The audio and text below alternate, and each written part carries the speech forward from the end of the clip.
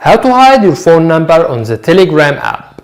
To be continued after break, please keep watching.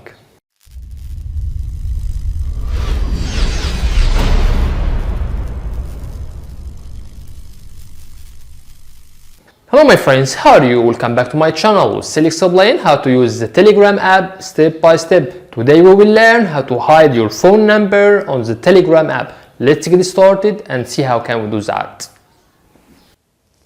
Click on the Telegram app icon. Press on three lines which shown on top left. Press on Settings.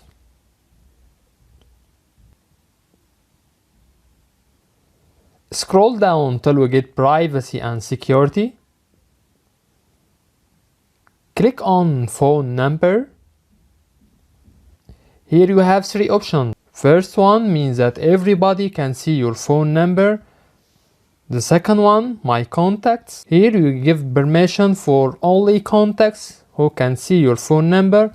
The third one, nobody can see your phone number. After that, press OK. That's it.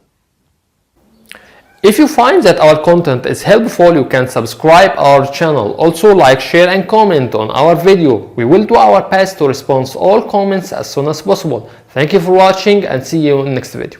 Bye bye.